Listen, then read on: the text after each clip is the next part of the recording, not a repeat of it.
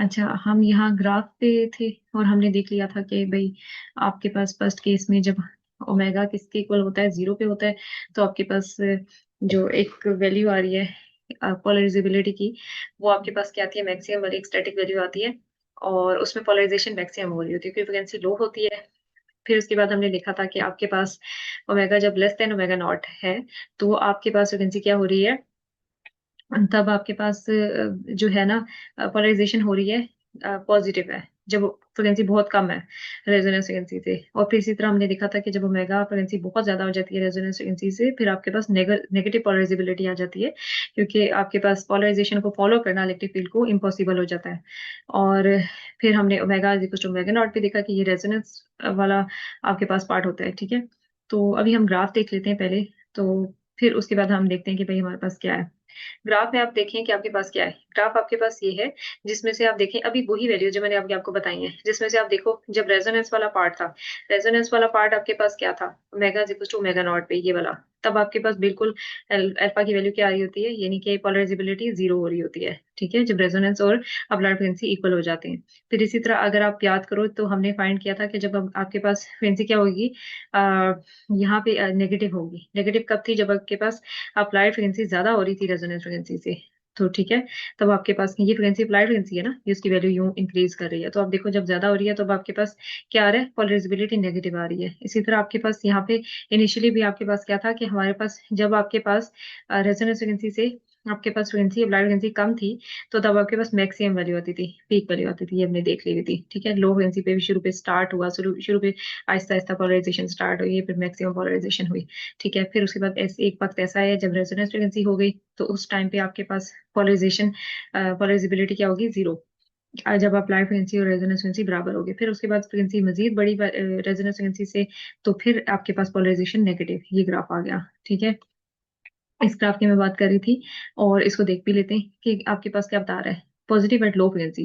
Graph हमें बता रहा है पॉजिटिव एट लो फ्रिक्वेंसी, जब कम फ्रिक्वेंसी है तो ग्राफ आपके पास क्या है, पॉजिटिव है। पॉजिटिव यही कि जब आपके पास ऊपर वाला जितना है रियल पार्ट हम देख रहे हैं एक्चुअली पोलराइजेबिलिटी का, और उसमें देखिए कि आपके पास पॉजिटिव है जब आपके पास लो फ्रिक्वेंसी है। ठीक है, शुरू में का पॉजिटिव है, फिर राइज की क्रॉसेस जीरो, जीरो पे क्रॉस किया जब ओमेगा नॉट था, और फिर नेगेटिव होगी नीचे आफ्टर रेजोनेंस, रेजोनेंस के बाद नीचे नेगेटिव होगी, और फिर देन स्लोली अप्रोचेस जीरो, और फिर अप्रोच करेगी जीरो की तरफ, पॉलराइजेबिलिटी अगेन जीरो की तरफ कर रही है एट वेरी हाई फ्रिक्वेंसी, जब बहुत ज्यादा आपके पास हाई फ्रिक्वेंसी होती जाएगी।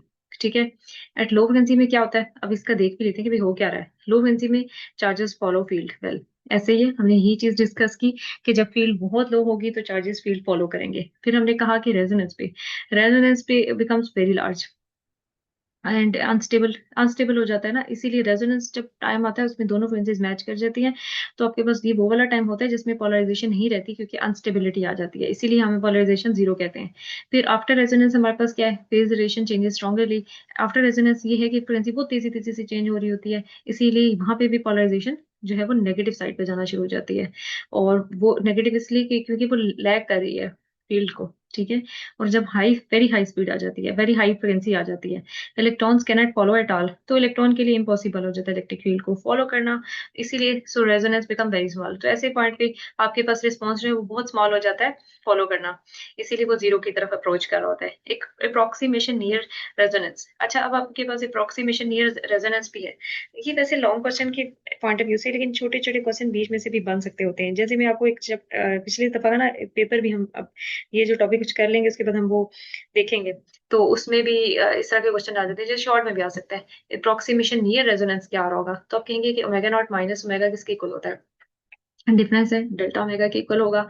और अगर इन्हीं दोनों फ्रिक्वेंसी को मैं ऐड करूँ तो टू ओमेगा नॉट के इक्वल होगा।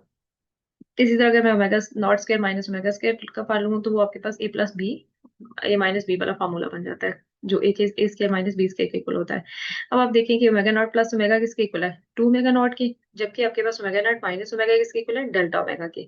तो इसका मतलब है omega not square minus omega square किसके इक्वल बन जाएगा, हमारे पास इसके इक्वल बन जाएगा। एक्चुअली हमने यही बनाना था जिसकी वजह से हमारा जो फार्मूला था ना मेन, ये ये तो हमने इसके इक्वल लाया अभी, ठीक है, omega not square minus omega square, उसकी वैल्यू आ गई हमारे पास, जो कि हमने ये फाइंड कर ली। This is the standard approximation near resonance, resonance के करीब अप्रोक्सीमेशन होगी। अब रियल पार्ट जो है वो क्या हो जाएगा, आप देखो वो रियल पार्ट आपके पास क्या होता है, alpha q square by m omega not square minus omega square, वो किसके पास है, इक्वल होता है, ये नीचे डिनोमिनेटर में हमारे पास आ जाता है omega not square minus omega square का whole square plus 2b omega divided by M का होल स्क्वायर, ठीक है। अब आप देखो कि आपके पास जो ऊपर ये वाली टर्म है omega not square minus omega square, ये किसके इक्वल आ जाएगी, 2 ओमेगा नॉट डेल्टा ओमेगा, ऐसे ही है।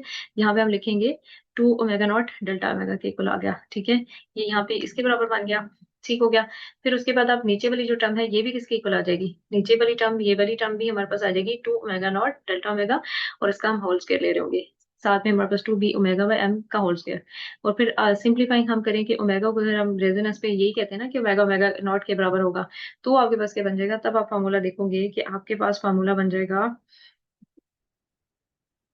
बस इसकी जगह हमने ओमेगा की जगह ओमेगा नॉट पुट करना है, बाकी जगह तो ऑलरेडी ओमेगा नॉट है। तो वो आपके पास ये आ जाएगा, इसको ओपन करके लिख लिया 4b स्क्वायर और omega not square by M square आ गया। यहाँ पे आपके पास क्या हो जाएगा, 4 omega not square delta omega का होल स्क्वायर, ये आ गया आपके पास, ठीक है। अब आपने क्या करना है, इसमें जो कैंसिल कर देना है, इसमें से आप ऊपर तो ओमेगा नॉट 2 ओमेगा नॉट हमारे पास कॉमन आ जाएगा, क्यू स्क्वायर प्राइम तो ऑलरेडी था, 2 ओमेगा नॉट कॉमन आ गया। यहाँ पे हमने क्या कॉमन निकाले हैं, 4 ओमेगा नॉट स्क्वायर, वो हमने कॉमन निकाल लिया, ओमेगा ओमेगा से कैंसिल, 2 से कैंसिल, 2 बचा, पीछे आपके पास ये चीज बच गई। तो आप इसको ऐसे भी लिख सकते हैं कि 1/2 omega naught delta omega by this term, ठीक है, और delta omega by 2 omega naught ऊपर लिख लेंगे, नीचे आपके पास ये टर्म बन जाएगी, ठीक है, ये आ गया आपका। ये क्या है आपके पास, ये आपके पास वो टर्म है, this is why the real part curve has a resonance type shape with positive and negative sides. Positive negative sides होगी आपके पास। Near resonance a tiny change in frequency produce, resonance में आपके पास हल्का सा भी फ्रीक्वेंसी में चेंज आएगा तो आपके पास चेंज, जो लार्ज चेंज आएगा, रिस्पॉन्स भी फौरन ज्यादा होगा, फिर रेजोनेंस के करीब में फ्रीक्वेंसी में हल्का सा भी चेंज करते हैं। That is why resonance is so important in dielectric and optical behaviour, इसीलिए रेजोनेंस में बहुत इंपॉर्टेंट होती है डायलैक्ट्रिक में और ऑप्टिकल प्रॉपर्टीज में। अच्छा, अब हम क्या करते हैं कि इसी पोलराइजेबिलिटी का इमेजिनरी पार्ट डिस्कस करते हैं। इमेजिनरी पार्ट के बारे में अगर हम बात करें तो हमने क्या बात की हुई थी, इमेजिनरी पार्ट के बारे में हमने बात की थी कि imaginary part related to dielectric loss होता है, ठीक है, और उसमें इसीलिए जे या आपके पास आयोटा की टर्म आ रही होती है और उसे हम डबल बार से रिप्रेजेंट कर रहे होते हैं, ठीक है। तो उसी पार्ट को हम लिख लेते हैं, वो आपके पास इसके बराबर होता है, ठीक है। याद होगा आपको बी की टर्म भी आती थी। तो ये आप आ गई आपके पास, ये लॉस टर्म है, ठीक है, ये हमें बताता क्या है, ये it tells us how much of the field energy is absorbed, कितनी एनर्जी एब्जॉर्ब होगी field energy by the electron system and converted into thermal motion, और थर्मल मोशन में कन्वर्ट करेगी एब्जॉर्ब करने के बाद, ठीक है। अब इसका बिहेवियर क्या है, इसका बिहेवियर भी देख लेते हैं। इसका बिहेवियर देखें, ओमेगा जब जीरो है तो आपके पास पोलराइजेबिलिटी जीरो है, ओमेगा रेजोनेंस पे आपके पास पोलराइजेबिलिटी क्या हो रही है, मैक्सिमम हो रही है, और फिर उसके बाद आप अगेन फ्रीक्वेंसी जब रेजोनेंट फ्रीक्वेंसी से ज्यादा होगी तो तब आपके पास अप्रोचेस टू इन्फिनिटी आ जाएगा पोलराइजेबिलिटी में, ठीक है। तो ये क्या होगा, आप देखें omega is equals to zero, अगर ओमेगा आपने जीरो पुट कर लिया, यानी इस सारी इक्वेशन में हम ओमेगा जीरो, इसमें अगर यहाँ पे ही देखें ओमेगा जीरो पुट करेंगे तो नीचे जो भी है ऊपर वाली टर्म सारी टर्म के साथ जीरो मल्टीप्लाई होके क्या बना देगा, जीरो, मतलब आपके पास यहाँ पे ये जीरो हो जाएगा क्योंकि न्यूमरेटर में ओमेगा है। और in static field there is no repeated motion, so no cyclic loss. Static motion में जब स्टार्ट पे होता है, आपको याद है तब हमने यही बात की थी कि शुरू में आपके पास बहुत आसानी से पोलराइजेशन हो रही होगी, ठीक है, तो कोई रिपीटेड मोशन नहीं होगी, कोई लॉस नहीं हो रहा होगा। इसके बाद आप अगर बात करते हो ओमेगा इन्फिनिटी पे, एट ओमेगा इन्फिनिटी पे, तब भी आपके पास क्या होगा, आपके पास पोलराइजेबिलिटी किसके इक्वल आ जाएगी, zero, because the denominator was much faster. अगर एक इन्फिनिटी कर देते हो, यानी इन्फिनिटी ओमेगा नीचे भी तो है ना, नीचे अगर इन्फिनिटी पुट कर दे तो नीचे वाली टर्म बहुत ज्यादा तेजी से करेगी, उसका मतलब आपके पास क्या होगा, इसका मतलब है कि at extremely high frequency electrons cannot follow, बहुत ज्यादा फ्रीक्वेंसी पे इलेक्ट्रॉन फॉलो नहीं कर पाएंगे फील्ड को and to absorb energy effectively, तो लॉसेस भी कम होंगे क्योंकि आपके पास वो एनर्जी को एब्जॉर्ब ही नहीं कर पा रहे। अच्छा, और omega is equal to omega naught, imaginary part become maximum, यहाँ पे इमेजिनरी पार्ट आपके पास क्या हो रहा है, मैक्सिमम हो रहा है। रेजोनेंस पे system absorbs maximum energy from the field, maximum energy करेगा, this is actually like a swing, if you push at its natural frequency it absorbs the most energy, यानी आप ऐसे ही है कि आप क्या करोगे कि उसमें जब नेचुरल फ्रीक्वेंसी आ रही होगी तब आपके पास क्या होगा, मैक्सिमम एनर्जी एब्जॉर्प्शन आएगी। So imaginary part peak at resonance, imaginary part हमें पीक देगा, that is by the graph हमें पीक शो कर रहा है, ठीक है। रियल पार्ट हमें क्या बता रहा है, डायलेक्ट्रिक पोलराइजेस एंड स्टोरेज एनर्जी कर रहा है, इमेजिनरी पार्ट हमें बता रहा है लॉस कर रहा है। रेजोनेंस पे क्या हो रहा है, loss becomes maximum. Resonance point पे हमने, अगर आपको याद हो तो जब हमने रियल पार्ट किया था, तब हमारे पास जब स्टोर एनर्जी करने की बात थी, तो रेजोनेंस पॉइंट पे यानी omega is equal to omega not पे अगर हम बात करें, तो हमने क्या डिस्कस किया था, यहाँ पे देखें, यहाँ पे बिल्कुल ग्राफ जीरो को टच करता था, तो ठीक है, ये डोमिनेंट पार्ट नहीं था। जबकि आपके पास यहाँ पे omega is equal to omega not पे पीक आ रही है। तो इससे हमें क्या चीज पता चल रही है, इससे हमें ये चीज पता चल रही है कि रेजोनेंस पॉइंट पे आपके पास क्या हो रहा है, रेजोनेंस पॉइंट पे आपके पास हो रहा है कि loss become maximum, loss maximum हो रहे हैं, ठीक है। और स्टोर रिस्पॉन्स जो है वो क्या कर रहा है, changes sharply, store response sharply change हो रहा है, ठीक है। एक मिनट के अंदर।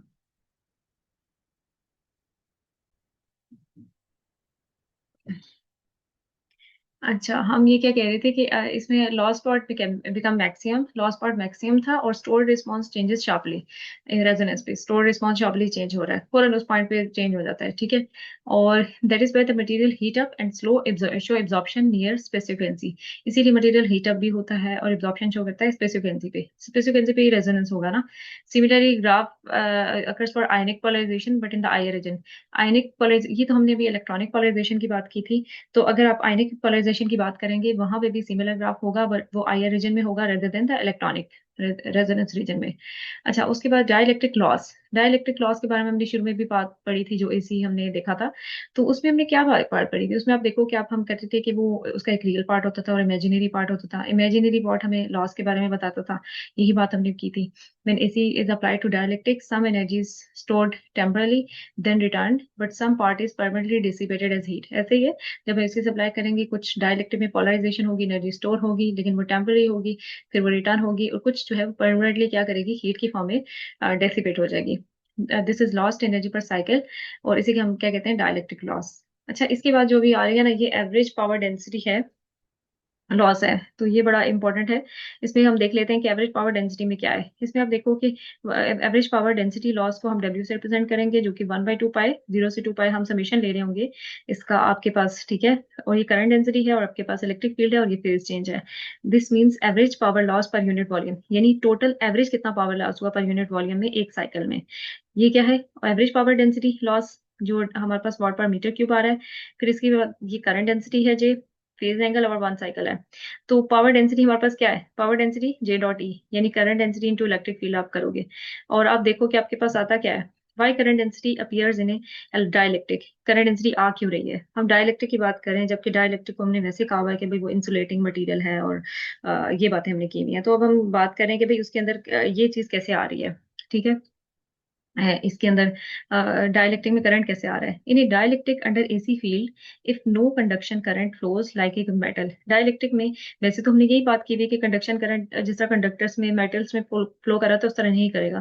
There is still displacement current because polarization changes with time. फिर भी हम डिस्प्लेसमेंट करंट काउंट करेंगे, जो एक्चुअली किसकी वजह से हो रहा है, जो अंदर डायपोल बन रहे हैं ना, पोलराइजेशन हो रही है, वो उनकी भी डिस्प्लेसमेंट होगी। अभी हमने खुद कहा कि एसी फील्ड होगी, तो डायपोल्स जो है वो क्या करेंगे, चेंज भी होंगे फॉरन फॉरन फील्ड के साथ साथ। तो उनके मूवमेंट की वजह से हमारे पास जो है, हमें क्या कहेंगे, डिस्प्लेसमेंट करंट आ रहा है। वो नॉर्मल कंडक्शन करंट तो नहीं है, लेकिन डिस्प्लेसमेंट करंट आ रहा है, इसीलिए हमने करंट डेंसिटी यूज किया है डायलेक्ट्रिक में, ठीक है। और डायलेक्ट्रिक में हमने क्या किया था, डी किसके इक्वल था, एप्सिलॉन नॉट ई के, और एप्सिलॉन नॉट हमारे पास किसके इक्वल था, एप्सिलॉन नॉट और एप्सिलॉन नॉट नॉट के। और करंट डेंसिटी हमारे पास, आपके पास क्या था, चेंजिंग डिस्प्लेसमेंट इज, ये क्या आपके पास partial D by partial T. और अगर हम इलेक्ट्रिक फील्ड रिप्रेजेंटेशन अब करें, तो हमारे पास क्या आएगा, ई ई ई नॉट कॉस ओमेगा टी के इक्वल होता है। कॉम्प्लेक्स नोटेशन में हम लिखेंगे तो क्या पास हमारे पास आ जाएगा, यहाँ पे ई नॉट और एक्सपोनेंशियल टर्म जे ओमेगा टी आ जाएगा, ठीक है। और एप्सिलॉन नॉट किसके इक्वल आएगा, हमारे पास epsilon not epsilon not R के इक्वल आ जाएगा। और यहाँ पे हम लिखेंगे डी जो है, ये हमारे पास डी ये था ना, एप्सिलॉन नॉट ई, और ई किसके इक्वल आ जाएगा, ई नॉट एक्सपोनेंशियल टर्म आ जाएगी आगे साथ, ये जो है जे ओमेगा टी आ गया, ठीक है। ई ये हो गया और ये डी आ गया।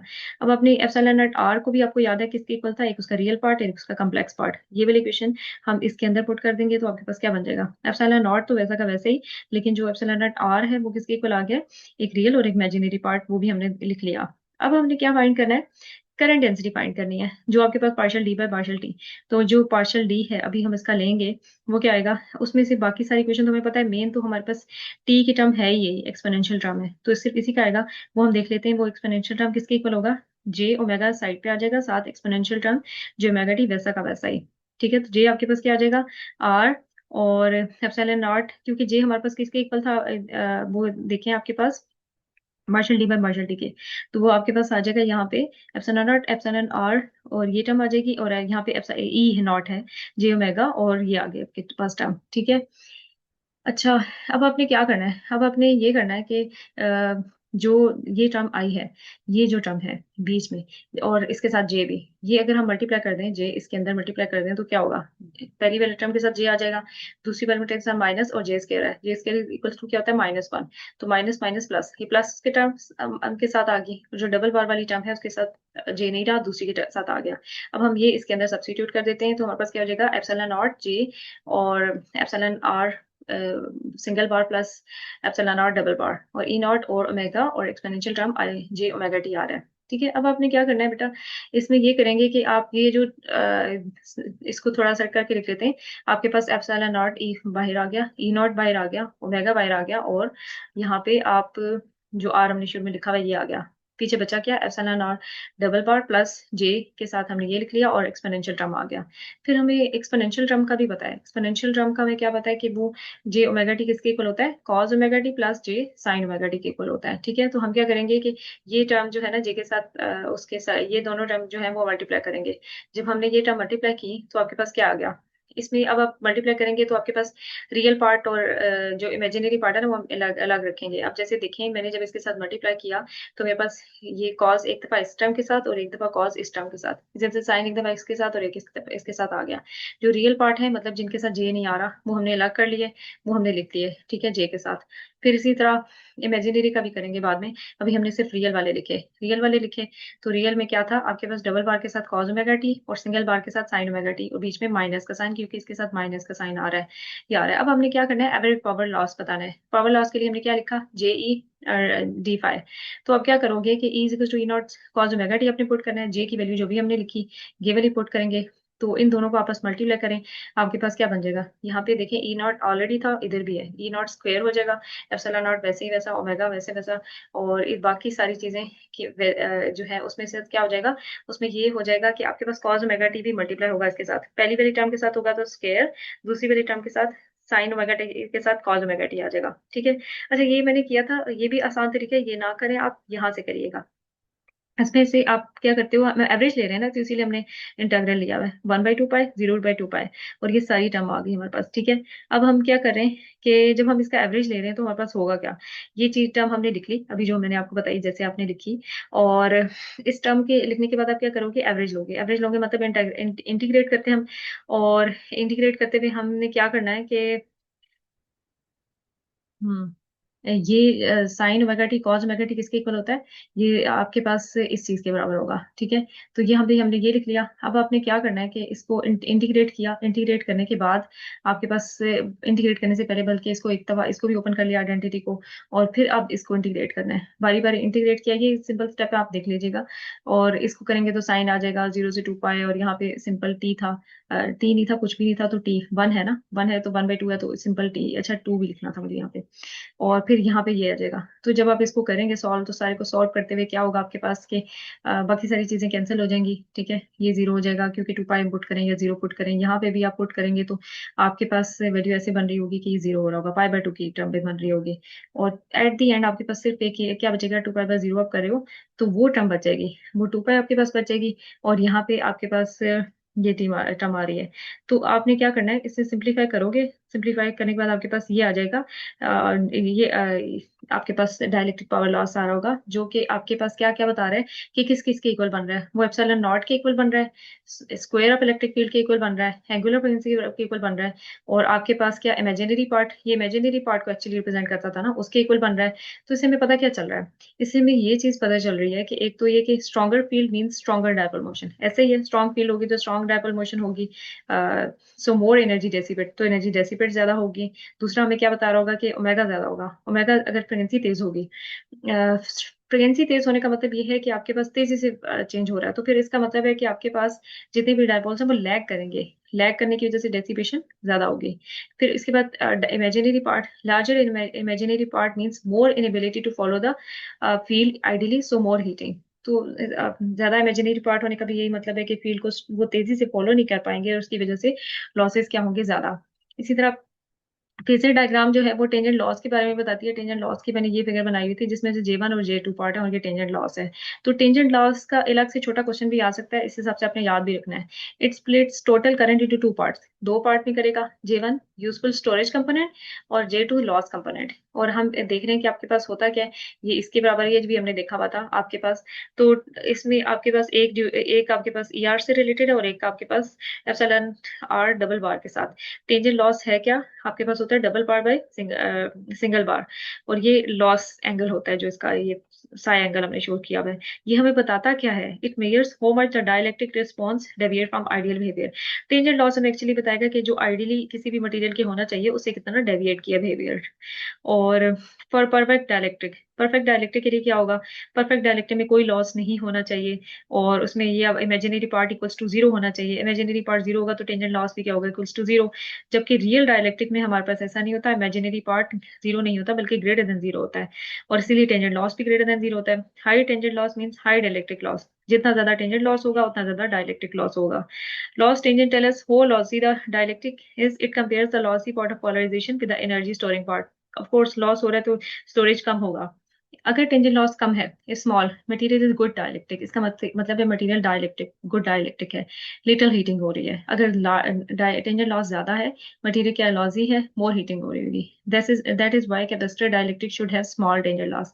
इसीलिए हम जो कैपेसिटर डाइलेक्ट्रिक लेते हैं हम कहते हैं कि उसमें स्मॉल टेंजेंट लॉस होना चाहिए। फिर उसके बाद कुछ इसकी एग्जांपल भी हैं। In real life dielectric loss materials in capacitor में डाइलेक्ट्रिक लॉस होता है, केबल्स में, हीटिंग में, माइक्रोवेव हीटिंग में, RF कंपोनेंट्स में, इंसुलेशन मटेरियल में, हाई फ्रिक्वेंसी डिवाइसेस में। ठीक है। If dielectric loss is high, यानी अगर आपके पास लॉस ज्यादा हाई है तो फिर क्या होगा, मटेरियल हीट्स करेगा, एफिशिएंसी ड्रॉप करेगी, इंसुलेशन में फेल, इंसुलेशन जो आपने कर रखी होगी मटेरियल के अंदर तो वो भी फेल हो जाएगी। एंड फिर थोड़ा सा बस समराइज करके देख लेते हैं कि क्या है। A dielectric in AC field behaves like a delayed system. Dielectric में यही है, हमने यही चीज पढ़ी थी कि एसी फील्ड में जब इलेक्ट्रिक फील्ड हम लगाएंगे, एसी सोर्स होगा तो उसमें डायलेक्ट्रिक में डिलेड बिहेवियर होगा। Because of this delay polarization has two parts. Delayed behaviour की वजह से हमारे पास जो पोलराइजेशन हो रही होती है डायलेक्ट्रिक मटेरियल के अंदर, उनमें दो पार्ट्स की होगी, एक पार्ट स्टोर करेगा एनर्जी और दूसरा लॉस एनर्जी करेगा। इस that is why permittivity becomes complex हो जाती है। रियल पार्ट क्या करता है, स्टोरेज करता है, इमेजिनरी पार्ट लॉस को शो करता है। रेजोनेंस में dielectric absorb maximum energy so loss becomes more.